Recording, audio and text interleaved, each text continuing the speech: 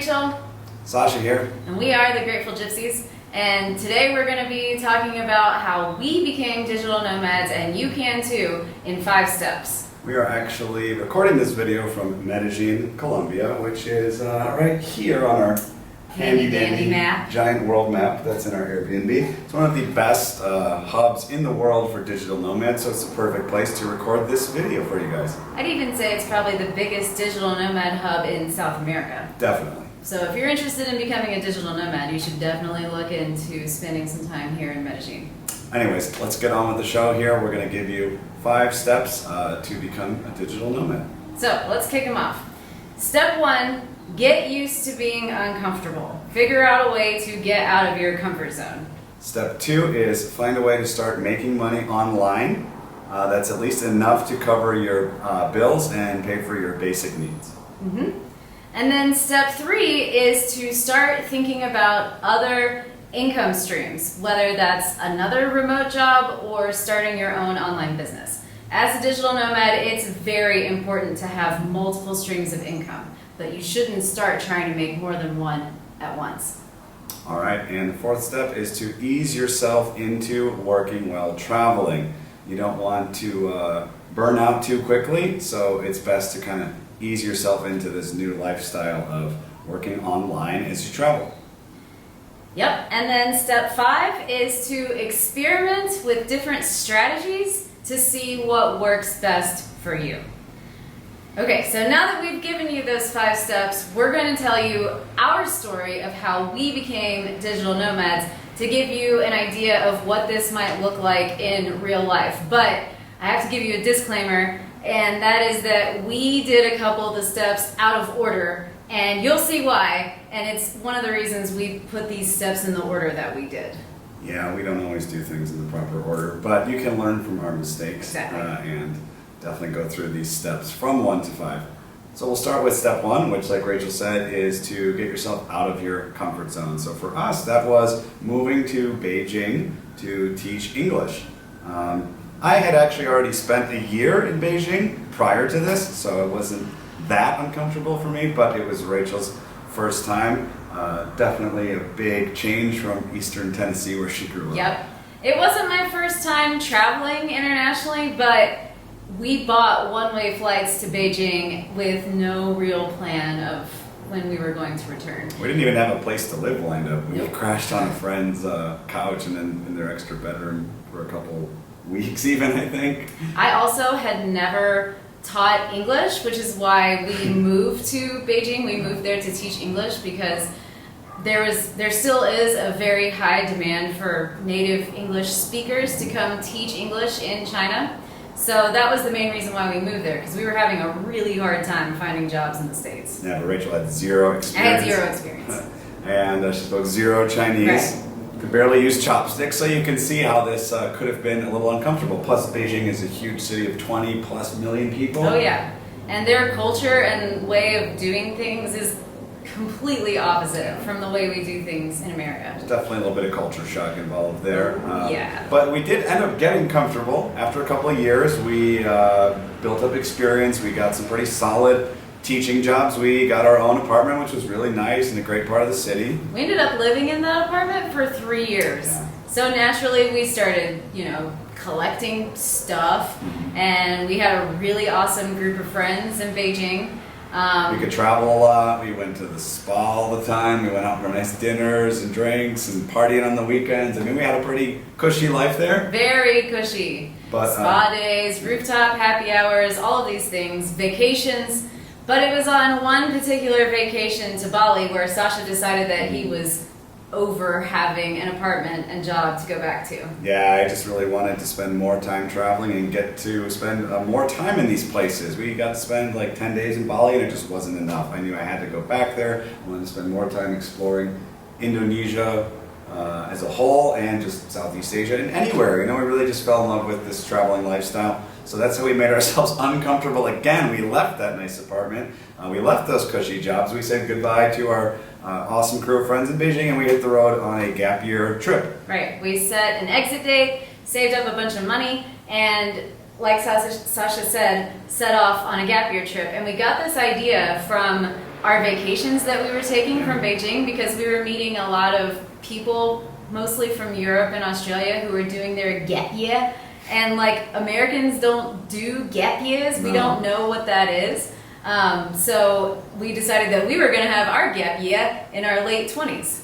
Yeah, and so it was awesome. I mean, we spent 14 months in the end traveling, which sounds glamorous, right? But it wasn't always easy or comfortable. I mean, we definitely slept in some very cheap hostels and took a lot of overnight buses and ate street food all the time. We had an absolute blast, but it wasn't always comfortable. Right, that's the thing. It wasn't always comfortable, but it taught us how to be adaptable. Because when it comes to travel, everything will go wrong.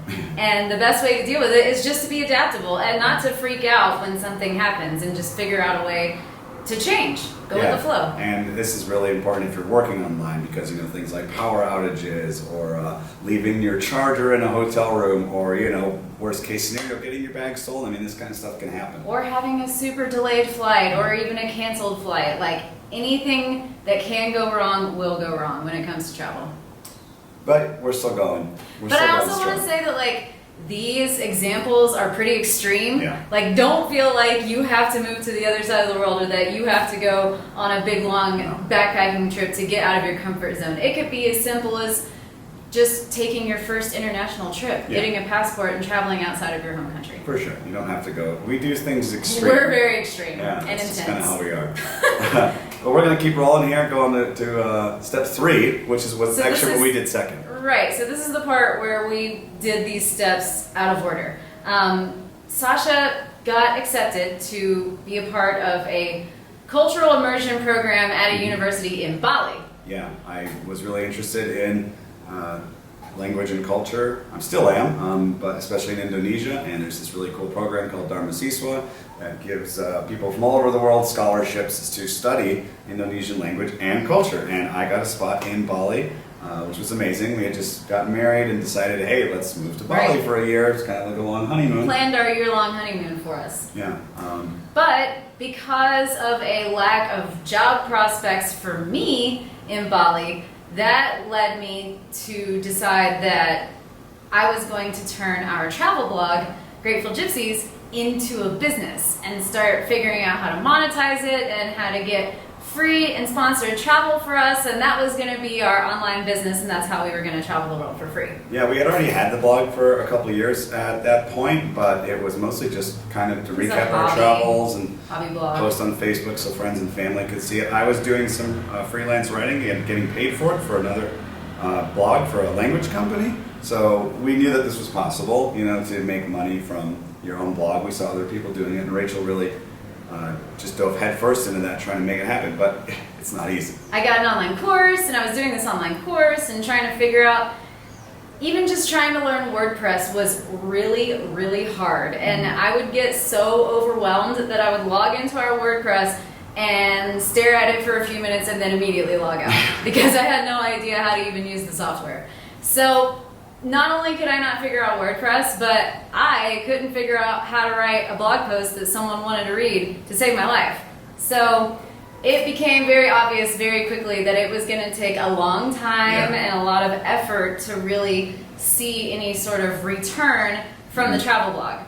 And our time in Bali was coming to an end. I mean, it went by really fast. I was just going to say, like, we had a lot of people visit us. Surprise, surprise, everyone wanted to come to Bali. So it felt like a couple times a month we were playing tour guide, renting motorbikes for our friends, or renting a car when Rachel's folks came, and going all over the island, staying in different places. We even traveled to a few other islands. It went by really fast, and it made it kind of difficult with all these visitors to really focus our attention on anything. I mean, I skipped class all the time. Rachel would have to take several days off of her course and working on the blog, just because we wanted to, enjoy these experiences and that opportunity to show friends and family around this place we love so much. And then at the end of our time there, we were kind of stuck because my program was coming to an end. We didn't have a way to stay in Bali longer other than constantly making visa runs, which is a pain. Yeah, that gets expensive real fast. So we knew we could go back to China and teach again, of course. That's the thing. It got down to crunch time, and I either needed to figure out how to make money online or start applying to other teaching jobs back in China. And I'm personally not a big fan of going backwards. Like, I felt like I had left China, that chapter of our lives were over. We said Zaijian. Exactly, Zaijian. And I just really wasn't into the idea of going back to China. Right. We also had the idea to move to Latin America and teach English there. I mean, we were looking at Peru, Colombia, where we are now, Brazil, Chile. I don't know, we were looking at these opportunities and realizing that they're not quite as lucrative as they are in the Far East. You definitely get paid way more to teach in China, South Korea, and even Vietnam these days. So we were kind of thinking, wow, doesn't look that great. We're going to have to choose a country we've never been to in a region we've never been to and just go all in on a year-long contract with a less than stellar salary. I mean, it wasn't really that appealing. But also another underlying reason why it wasn't appealing was because on our gap year trip, that was the first time we got a taste of that super addictive feeling of freedom. That knowing that you don't have to be anywhere at any time and you don't have to report to anyone else is a super addictive feeling, and it's really hard to shake off once you've felt it. Even moving to Kunming, which is the city in China we moved to after our gap year trip, we were pretty exhausted and burned out, and I thought that I was going to be okay with going back to a teaching job, but I very quickly realized that I was not into being on someone else's schedule and not being able to travel when and where I wanted to. So towards the end of our time there in Bali, we were really trying to figure out what to do. I mean, we had booked a flight back to the U.S. and planned to spend the summer in the U.S. seeing concerts and music festivals and visiting, but we knew we had to figure something else out beyond that. Right. And this is when Rachel heard about teaching English online for VIP Kid. And so I started looking into it, and it felt like everywhere I looked kept turning up a dead end. But I kept looking and looking and looking, and finally I found out about VIP Kid through a Facebook group. And I read everything, like what they offer and how it works, and my initial reaction was, well, I'm qualified, but this really sounds too good to be true. We've made all these summer plans, not gonna do it. And Sasha, being the practical guy that he is, was like, wait a second, you mean to tell me you found this job that you're qualified for, you need to figure out a way to make money, but you're not going to apply? And so I listened and I applied, and I woke up the very next morning to an email inviting me to interview. So I went through the application process, and it took about 2.5 weeks, and I'm really glad that I finished and got to start teaching while we were still in Bali, because Bali is the same time zone as China. And so that is step 2. Find a job, a way to make money online that will earn you enough to pay your bills and your basic needs. And I really do think that teaching English online is one of the best jobs to meet those income goals. Yeah, Rachel did a whole contract, which is 6 months. We were traveling around the U.S. She had to get up at very odd times. I think we were in Las Vegas, and she got up at 2 a.m. or 2:30 to teach classes. The other guest was complaining about the noise. We didn't know there was going to be another guest until the last minute. So that kind of stuff happens when you're trying to, be a traveling digital nomad English teacher. Right. But we made it work. We went all across the U.S. And that's step 4. Ease yourself into traveling and working online. We had made a lot of plans to see a lot of music. If you've been following us for any length of time, you know that we love live music. We met at a music festival. It's a huge part of our lives and our relationship. And so a big part of that summer that we spent back in the U.S. after leaving Bali was just spent seeing live music. We called it the month of music, but it actually went longer than a month.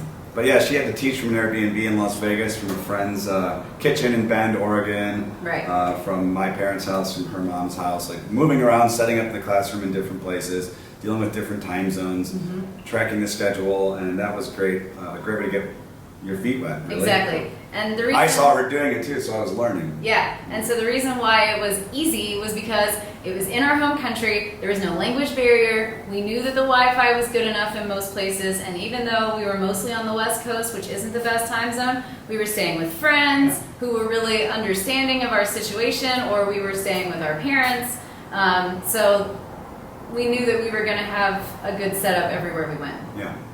So as we were doing this trip across the U.S., the month of music, Rachel was teaching online. I was trying to keep up with the freelance writing work that I had. We were trying to post to Great for Gypsies and trying to do all this stuff as we were traveling. And then I ended up applying for VIP Kit after she finished her first contract.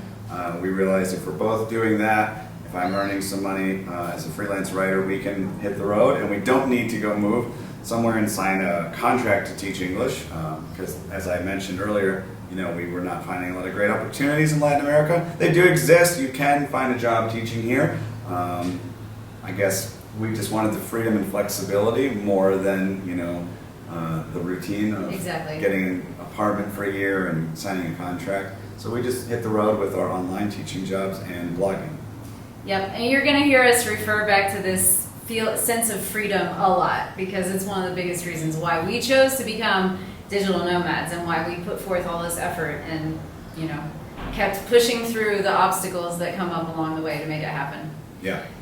So, we're at step 5 now? Yes. We made it to step 5. We have made it to step 5, and that is experiment with different strategies to find what works for you. So after we had several months of teaching, working online while traveling around the States, we decided it was time to take our online work to international destinations. And so the very first thing we did was we followed the lines going south and hightailed it down to Mexico. Yeah, we had been to Mexico. I had been twice, once in high school, and then we went for a festival in 2012 and did a short backpacking trip. Mayan holidays. We didn't have a ton of experience there, and I mean, it's right there, right below us. We love the food, we really I wanted to learn Spanish, more of a priority for me than Rachel, but yeah, we just decided let's go to Mexico first. We'll spend, I think we did like a week in Mexico City, we did a week in Guadalajara. Well, it was easy because we were able to just take the bus from the States and save money on flights. Right. So we started to plan out this trip in the same way that we did our gap year trip. And our gap year trip, the longest we stayed in one place was a week, which felt like a really long time. And we were like, oh, it's fine, we'll do the same thing. So we hit the road and we went to Monterrey, Mexico City, San Miguel de Allende, Guanajuato, Guadalajara. Yeah. And we did all that in about a month. Yeah, it was a week or 3 nights in each place. Right, and that's when we realized that you cannot travel that fast when you're also working online, especially if you're teaching English to kids in China, because the time zone and how early you have to wake up just makes it really difficult. So we got kind of burnt out quickly, and we realized we needed to slow down. We had already made a plan to stay in Puerto Vallarta for a month because I had to get some dental work done. So when we got there, we did get to relax a little bit, and then we kind of realized we like this town. It's going well working online here. You also needed a root canal. I needed more dental work. God, it was awful. But we decided to stay put. We extended the 1 month into 3, then that became 6, and then that became 7.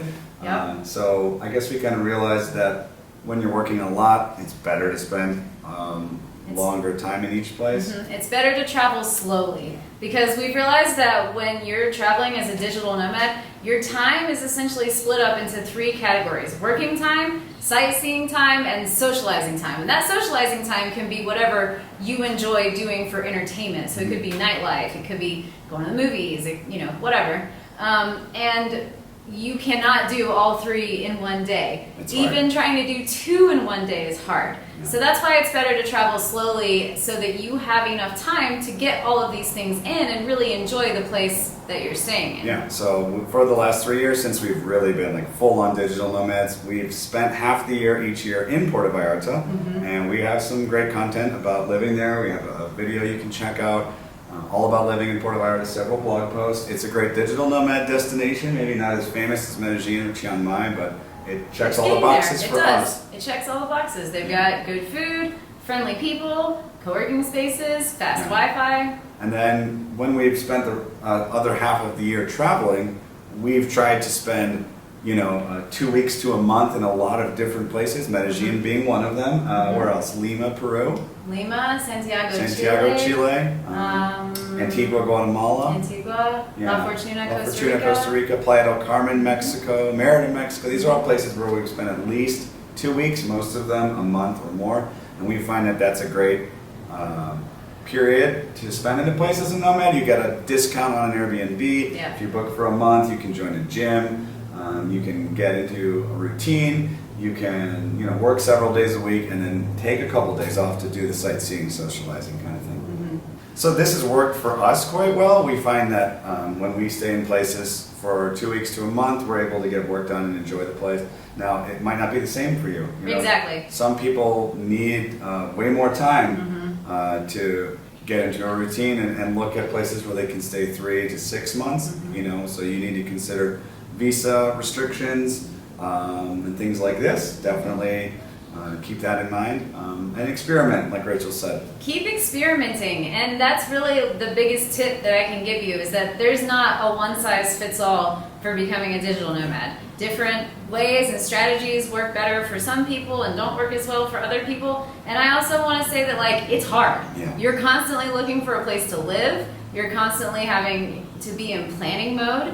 I'm looking at flights right now. My Exactly. computer's over there with flights pulled up for this summer because it never ends. But that's okay. Like, it's okay that it's hard, and you shouldn't get discouraged because it's hard. Just keep pushing through those obstacles, because the rewards are definitely worth it. Yeah, I mean, the freedom that it allows, it never gets old. We're recording this video here on a Sunday at our Airbnb in Medellin. We've been here for 2 weeks. Tomorrow we are flying to Barranquilla to participate in the city's Carnival festivities. Yeah. Which is supposed to be the second biggest in the world after Rio, which we've been there as well, which was another time we got to just take time off and not have to ask for it, and it's the best. Oh, it's never the best. gets old. Right. It's, Also, I just want to say, don't fall into the comparison game. Don't look at what other digital nomads are doing and think that, like, you're doing it wrong. No. Just keep trying different things and figuring out what works best for you. So just to give you a quick recap, the 5 steps to becoming a digital nomad are: get used to being uncomfortable, figure out a way to get out of your comfort zone so you can become more adaptable. and then find a way to start making money online. Enough to pay your bills. Yeah, to cover your bills and basic cost of living. And then start figuring out other income streams, like maybe another remote job or building your own online business. Yep, and then when you have that going, you can ease yourself into it. Like we said, you know, start in your home country, start with a small trip. Don't just dive head first. Right. And then the 5th one is keep experimenting with different strategies until you find what works best for you. We're still experimenting, and we've been nomads for 4 or 5 4 years now. years So now, something like that. it's a work in progress always. Yes, and it's a constant learning process. Yeah. I'm going to leave the link to our free guide, How to Live Abroad and Travel the World as an Online English Teacher. You'll find it below There, in the somewhere. description of the video.